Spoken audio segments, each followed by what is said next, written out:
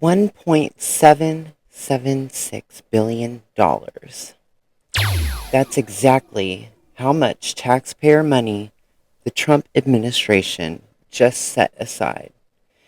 Not for schools, not for veterans, not for the working families getting crushed by his economy, but to pay off the people who beat cops and stormed the United States Capitol on January 6, 2021. And the number 1776, that's not a coincidence. Experts say that's a direct nod to the rioters' own battle cry, a signal, a reward, a message. In fact, some of the terrorist group leaders even said this was another promise made, promise kept. Let that sink in. And your acting attorney general, the same man who once said, quote, "I love you, sir," end quote, to Donald Trump, is up on Capitol Hill right now trying to sell it. And I should add Trump's personal attorney as well, Todd Blanche, was and still is. If he chooses to nominate somebody else and asks me to go do something else, I will say, thank you very much. I love you, sir. Welcome to Expose News Outlet, where we shed light on topics that matter most. I'm your host, Dreya, and today we are exposing all of it. Say, if you are not subscribed yet, please do it now, because you will not want to miss out what we're about to break down.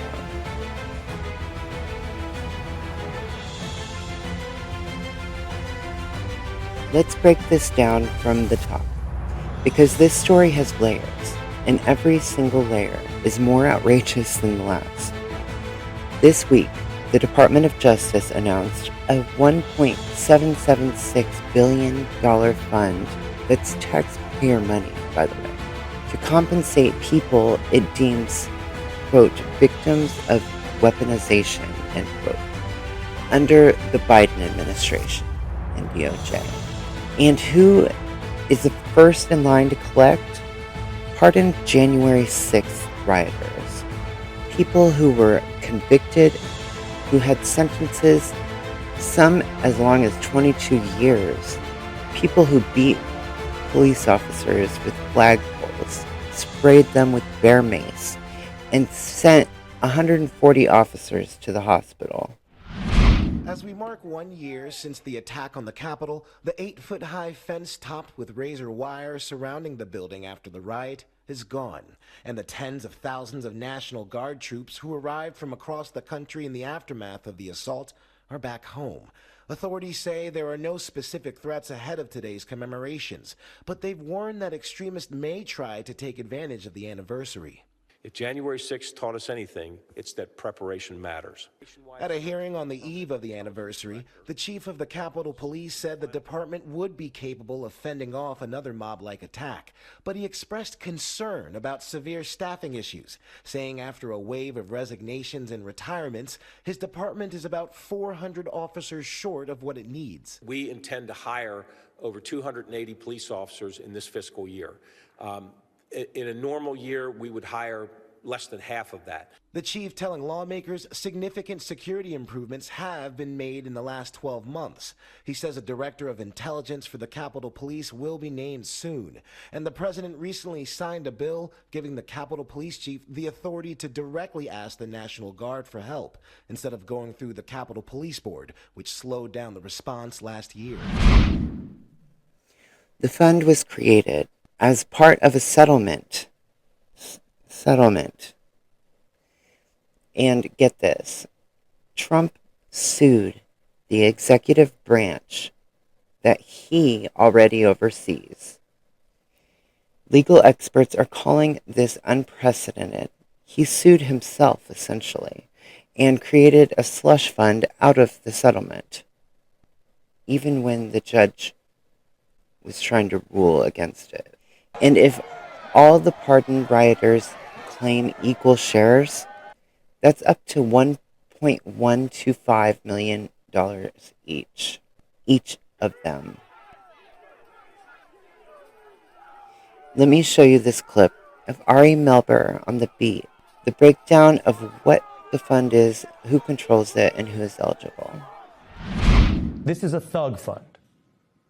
Trump wants to take your taxpayer money in a way that's probably illegal under the current precedent we have and give it to thugs, violent convicts, seditionists even. This is not about the IRS. It's not even about the propaganda language of weaponization.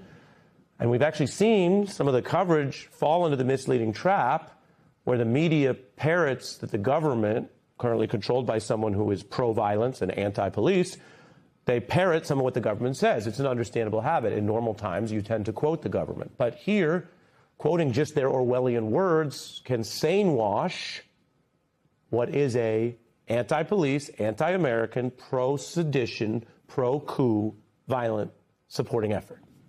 So even amid the outcry, there are headlines that seem to miss how bad this is by discussing it in terms of a, quote, settlement or money or compensation for Trump's allies as part of a lawsuit settlement. It is not that. And even if these funds are ultimately thwarted as illegal by the Congress or the courts, which we're seeing a big movement to stop, here's why this matters even more and why this is our special report for you right now. We have to remember, this is not about Trump wanting to compensate or help people facing, quote, weaponization. We're talking about someone who doesn't even pay his own closest employees and lawyers and contractors and people who've kept his secrets, let alone take a big risk and heat to try to move this money to people he's never even met. So, Exhibit A in my special report tonight for you, I want you to keep in mind how the history is instructive. Donald Trump, as you properly alluded to, does not pay legal bills. If you don't perform well in front of Donald Trump, you won't pay his bills. President Trump is telling aides not to pay Rudy Giuliani's legal fees. The same exact thing that he did to me. He doesn't care about anyone or anything other than himself. So the actual record, not a supposition, not a prediction, not an opinion, the record is that Donald Trump doesn't even pay his own people when it might be in his interest. So this new plan isn't about helping random people who are upset with the government. It's also different than some of the other scandals Trump is facing that may later be investigated or potentially prosecuted. The self-dealing corruption, where Donald Trump just takes money for himself and his family. This is different and could have wider risk. This is a brazen new step to start rebuilding Donald Trump's insurrection force. How he has freed and is now trying to fund the convicts willing to break the law for Trump to do violence. Now remember, those are people who did those things long after many of his other employees, aides, and government officials stopped.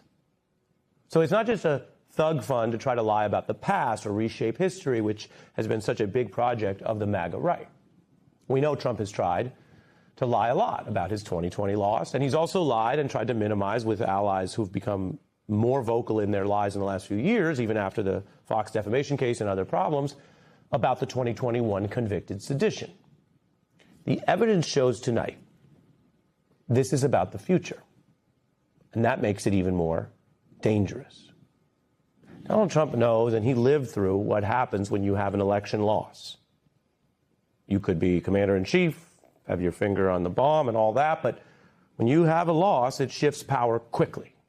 He knows how even what he had, some pretty serious political loyalists on policy and secrecy and a lot of other issues, quickly moved on. They moved on because he lost. So if Donald Trump's Republican Party, which, as yesterday's primaries show, is definitely Trump's for the time being, if that party loses in 2028, he remembers how quickly people shift.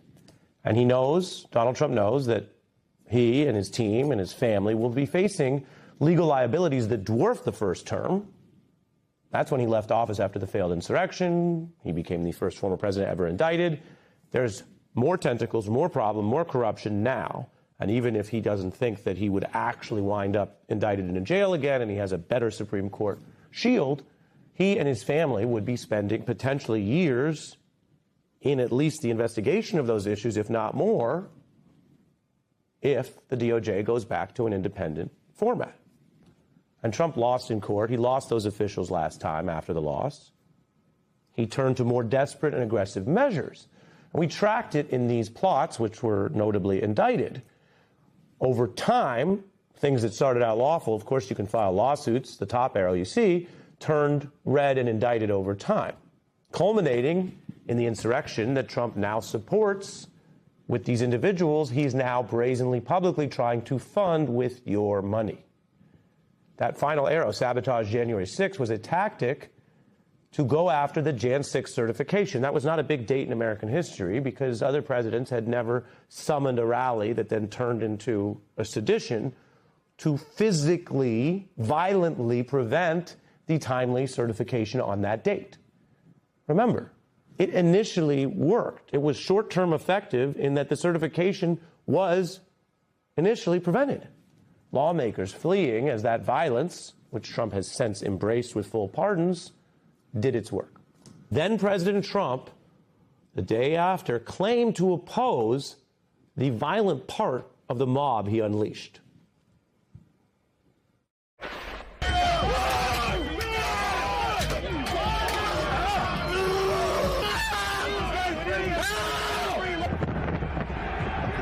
Like all Americans, I am outraged by the violence, lawlessness, and mayhem. To those who engaged in the acts of violence and destruction, you do not represent our country.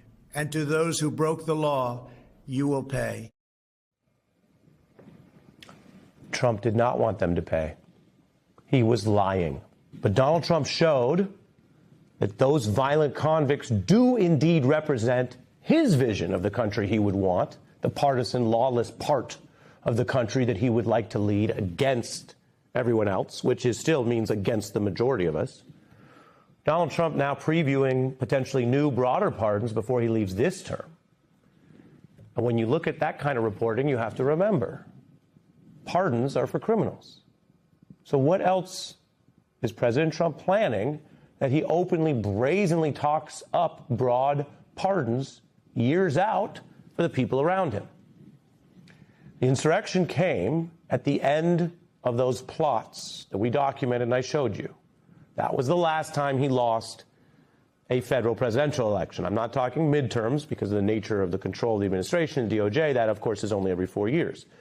This is what he was trying to do the last time he lost that kind of election. And his team already admits plans to abuse federal powers to interfere with voting and probe local voting offices, and they're trying to seize voting rolls. And if those plots to try to steal or distort the election outcome fail in advance, and if Republicans lose in 2028, that would hand DOJ back to independent oversight. And so Trump already has this past blueprint, which led to the insurrection that he has now pardoned, which means he is quite legally, literally pro-violence and pro-insurrection. And this time, I want you to understand, because it matters, and being prepared matters, and being on alert matters, this time it is worse. Because those plots, some of them failed and faltered because of Trump's own aides who famously objected. A vice president who refused to join lies about certifying the loss of the ticket he was on because he still was factual and lawful about it. The Trump-Pence ticket lost. Or an attorney general who took the rare step of leading the DOJ to publicly reject Trump's voter fraud claims at the time, which was a setback as Trump tried to get those claims up to the Supreme Court. It failed in those appeals then. Plots that faltered partly because those officials, who were, of course, politically loyal to Trump and arch-conservative in their beliefs, but they did refuse at the end to break the law. It includes also the indelible Trump stain on American history of his own VP certifying the actual results of the election, as Trump's fans quite literally clamored to assassinate and hang him. Some of the fans who were there that day, of course, are later convicted, and Trump has now freed them, which shows you exactly where he stands on efforts to assassinate even his running mate, vice president, who was a heartbeat from the presidency. He freed them. And in his short time at the top of the job, we've seen that he is soft on crime, coddles criminals, is willing to lie. I mean, that's just in the first weeks. We are a long way from the first term. But here's what makes it even more dangerous. The fund is entirely controlled by Todd Blanche, the acting AG, and rogue AG at that. He appoints all 5 commissioners on the board that he decides who gets paid. Only one requires even a consultation with Congress. And the president can remove any member at will. There's no independent oversight, none. This is a private political slush fund dressed up in a DOJ letterhead. Now let's talk about who is running this thing. Todd Blanche, the acting Attorney General of the United States. Before that, he was Donald Trump's personal criminal defense attorney. Ari Melber played a clip compilation last night that made my jaw drop of William Barr. This man, in a deposition, was shown saying he told the president he lost the 2020 election. He tried to, quote, contain him, end quote.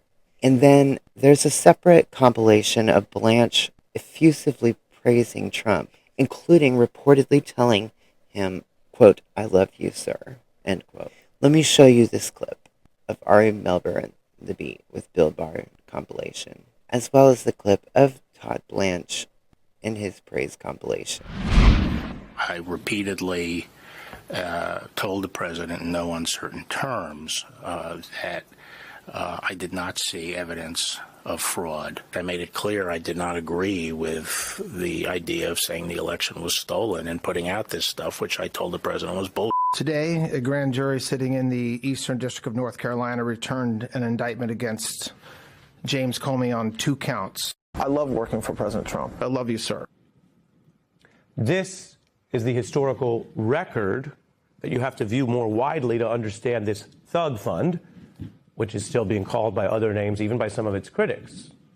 But if you take money and give it to violent convicts who attack police, who are thugs in every sense of the word, it's a thug fund.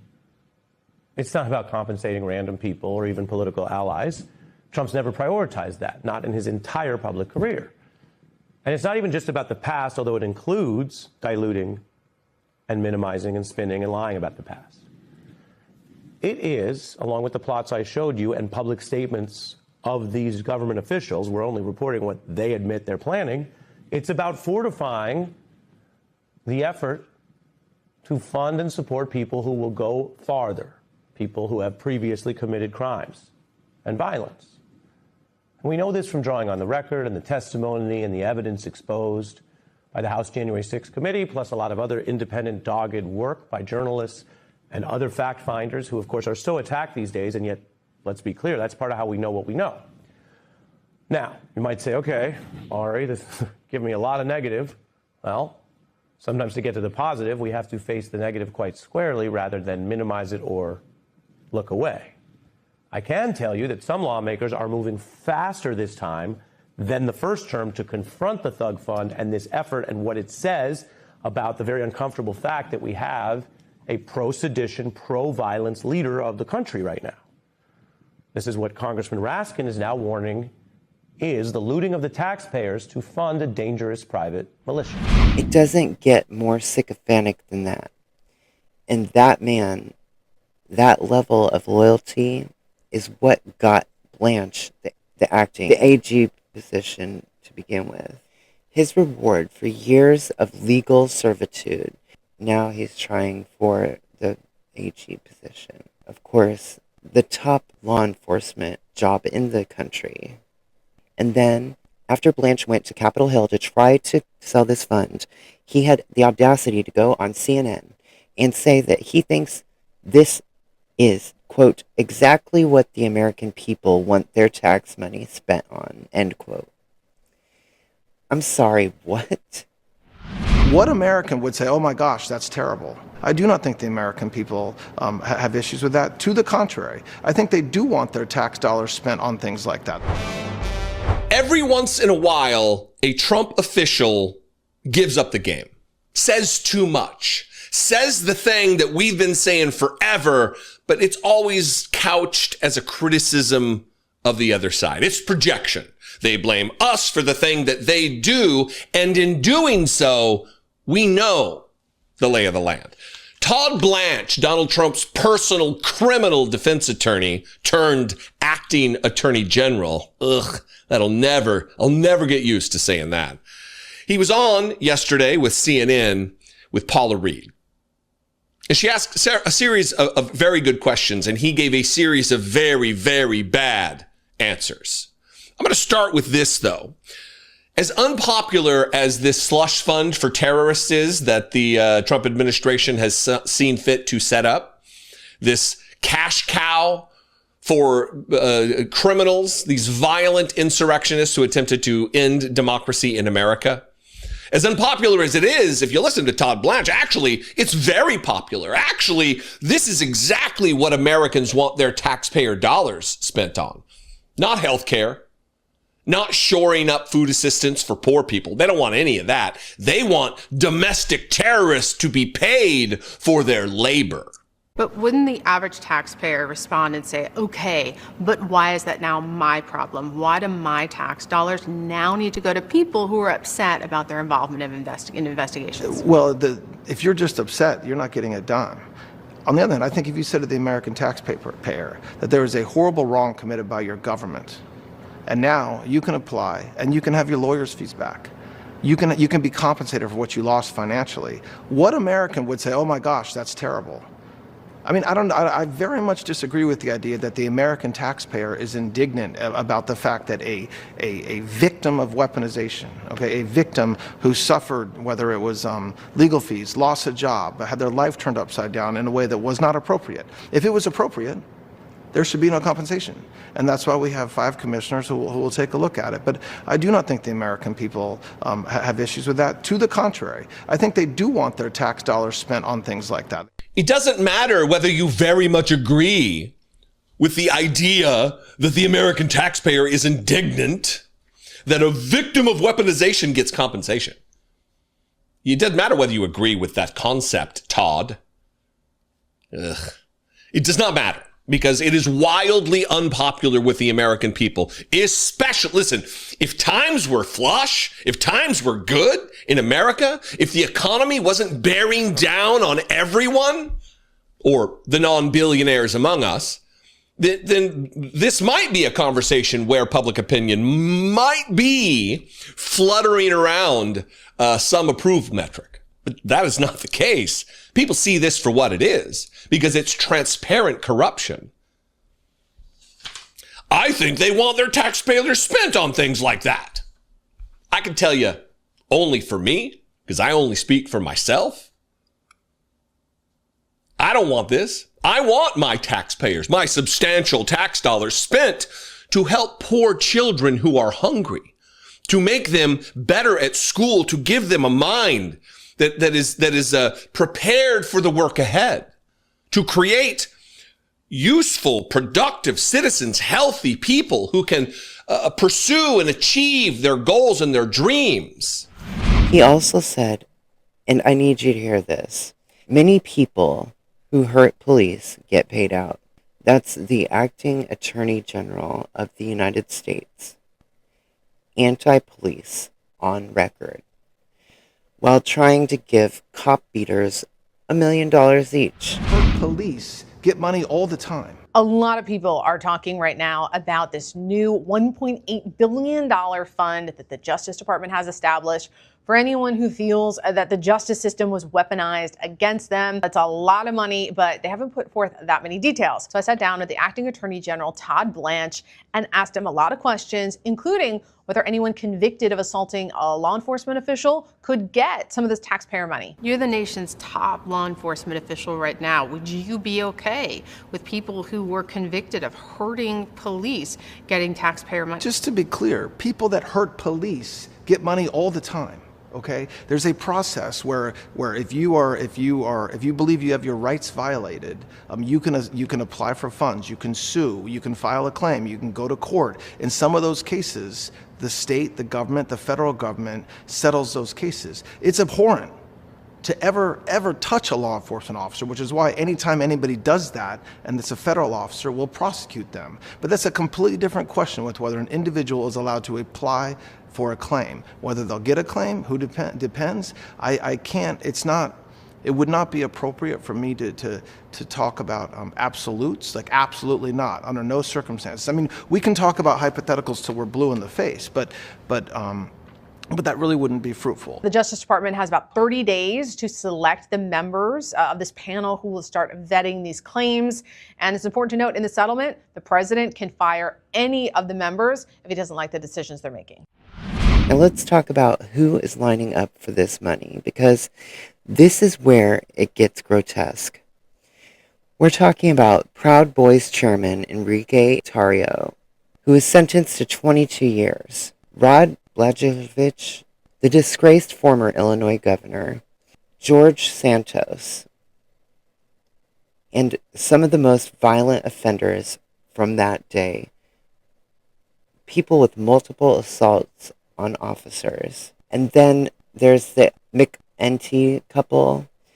You remember them, the St. Louis couple who stood on their front lawn and pointed loaded AR-15s at Black Lives Matter protesters marching past their house in a peaceful protest, threatening unarmed people exercising their constitutional rights.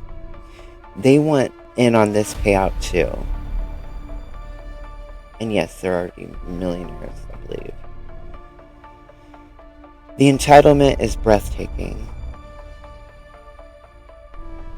And then they want to claim white privilege is non-existent, please. And people like Mike Lindell, yes, the My Pillow guy, and other greedy former politicians are calling for payouts as well. This is not justice.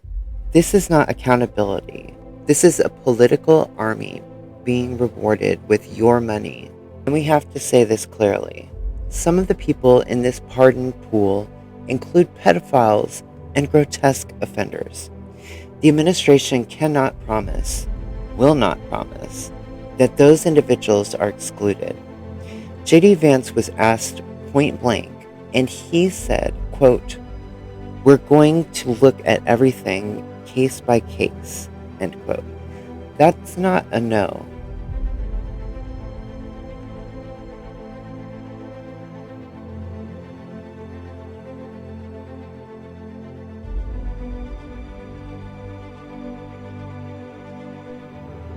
Now here is where something extraordinary happened. Republicans, Senate Republicans, pushed back hard. Blanche went to Capitol Hill Thursday. It was supposed to be a persuasion session. Punchbowl News reported the nearly 2-hour closed-door meeting with the Senate Republicans was, and I'm quoting, incredibly hostile. As many as 25 GOP senators spoke, all in opposition. That is almost unheard of. Semaphore described it as, quote, a shit show. One senator texted a reporter in real time, quote, "Our majority is melting down before our eyes," end quote. Mitch McConnell called it, quote, "utterly stupid and morally wrong," end quote, and asked, quote, "So the nation's top law enforcement official is asking for a slush fund to pay people who assault cops?" Let me show you this clip of Republican reaction montage. Tillis, McConnell, and others. Congress, House and Senate left town without voting on what the Justice Department has called its anti-weaponization compensation fund. That's a quote. Democrats and Republicans have either been skeptical or, in some cases, highly critical of a plan that would set aside some $1.7 billion for legal bills for those who feel they were unfairly targeted by the Biden Justice Department. On that topic, here was North Carolina Republican Senator Tom Tillis when asked what he wanted to hear from the acting Attorney General, Todd Blanche, who signed off on this fund. About the payout pot for punks? Not a lot. Look, under what circumstances would it ever make sense to provide restitution for people who were either pled guilty or were found guilty in a court of law? This is just stupid on stilts. Blanche was on the Hill today in a closed-door meeting with Senate Republicans. CBS's Nicole Killian joins me now from Capitol Hill, where you have some new Enterprise reporting on what turned out to be a very tense meeting. Nicole? Yeah, that's right. This meeting lasted for almost 2 hours, Major, and it ended with not much resolution. The acting attorney general left, and then a short time later, we learned that the Senate was going to cancel votes on this broad reconciliation package, which again was the goal this week, to try to move forward funding for ICE and CBP. But when the Justice Department unveiled this new anti-weaponization fund earlier this week, a lot of senators expressed a similar view to Senator Tillis, that they feel like this stinks. They want more clarity about how this is going to operate. And even though Blanche testified on the Hill earlier this week, he came back to sit down with Republican lawmakers because basically they were considering some guardrails for this fund as part of the reconciliation package. And that was something that only came up in light of this fund. Now, earlier this week, I asked Leader Thune his thoughts about the fund. Take a listen. Do you believe this is a legitimate fund, and do you believe those terms are fair? I think that there are and will be, continue to be, a lot of questions around that the administration is going to have to answer. And even after making those comments to me, lawmakers continue to have plenty of questions about this fund. Thune acknowledged as much, saying that members still have a lot of concerns after this meeting with Todd Blanche. Most notably, the chief concern here is whether or not people who assaulted law enforcement here at the Capitol on January 6th should be compensated by this fund. Most lawmakers are in agreement, both Republican and Democrat, that that should not be the case. Now, there were at least 2 senators that told me they got some assurances from Blanche out of this meeting that those types of individuals would not be compensated. But one of those senators, and this is an important senator, Susan Collins, she said she wants to see something in writing, some language. She wants greater clarity. And she told other reporters, that Blanche's explanation didn't necessarily change her mind about this fund. You have other senators like Bill Cassidy who say he doesn't even think there should be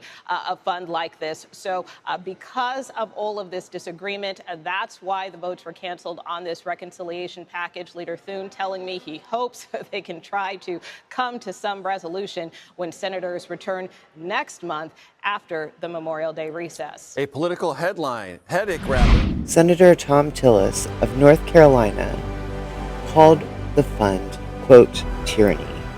And he's right. He called it, quote, stupid on stilts, end quote. That's a Republican.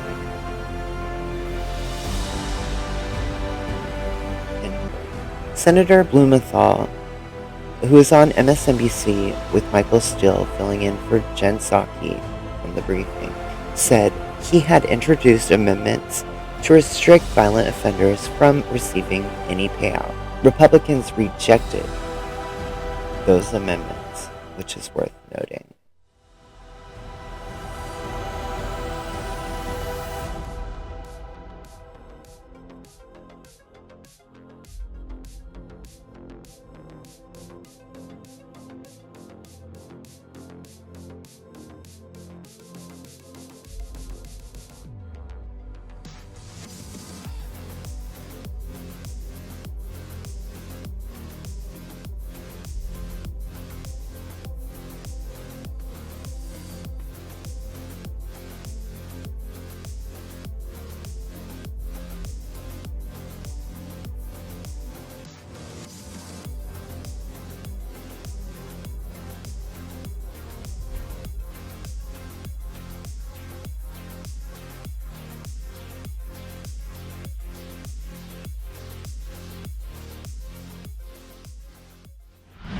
But after yesterday's explosion of backlash which, by the way, before Todd Blanche had even gone to Capitol Hill, he had sent a bribery letter, even saying that those senators that had requested money in a previous bill could even possibly get paid out, trying to bribe them.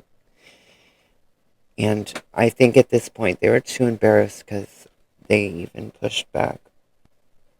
Even Lindsey Graham. But after yesterday's explosion of backlash, it seems like their moral consciousness may finally be waking up. And some Republicans are now calling for impeachment. The fund also threatened to derail the GOP's own immigration enforcement package, and Senate Majority Leader Thune actually punted the vote and sent everyone home rather than let the amendment fight happen.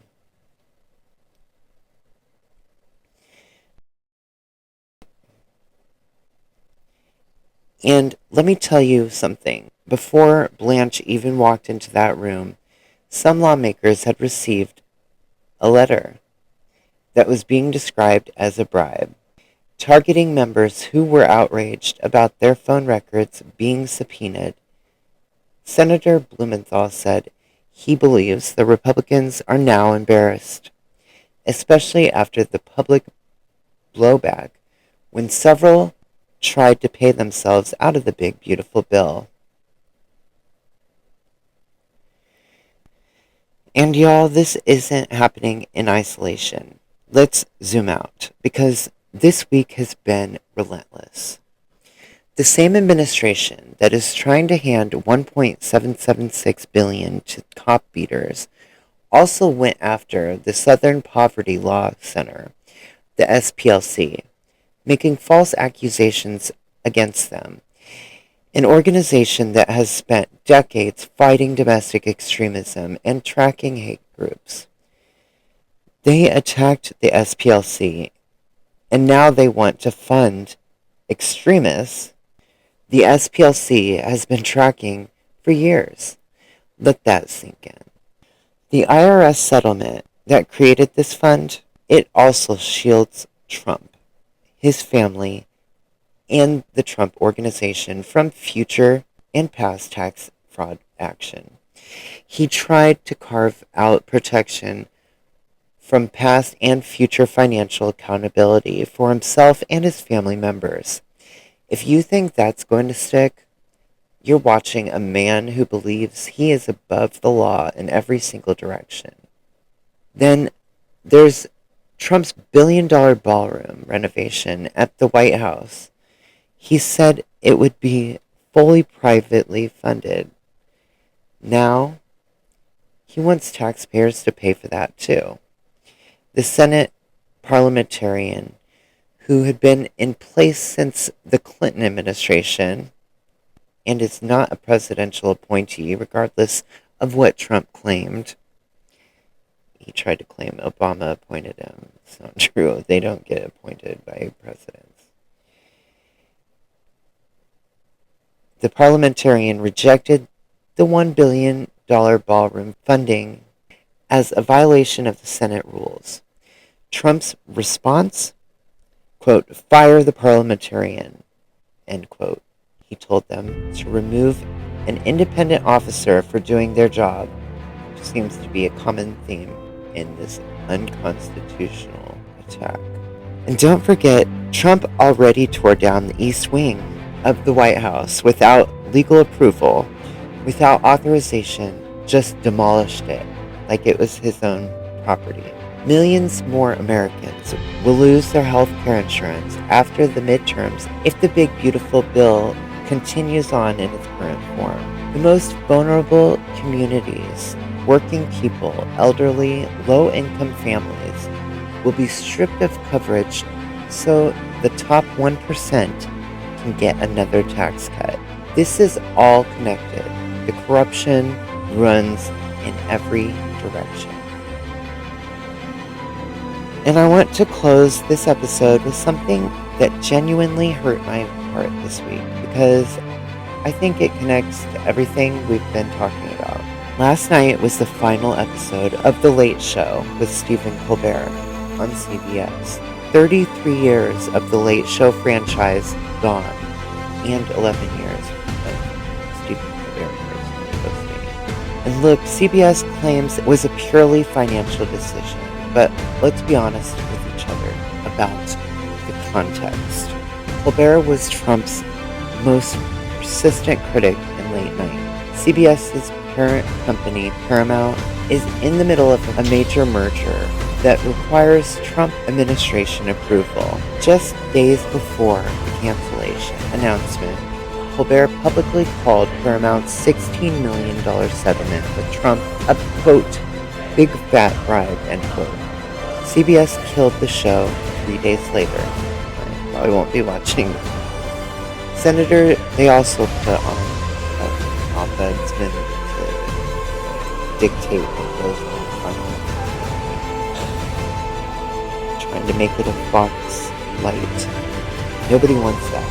Senators publicly questioned whether political pressure was the reason. The show was #1 in its time slot for 9 straight seasons. It was nominated for Primetime Emmy for Outstanding Talk Show for the 6th time. They called Colbert, quote, irreplaceable, end quote.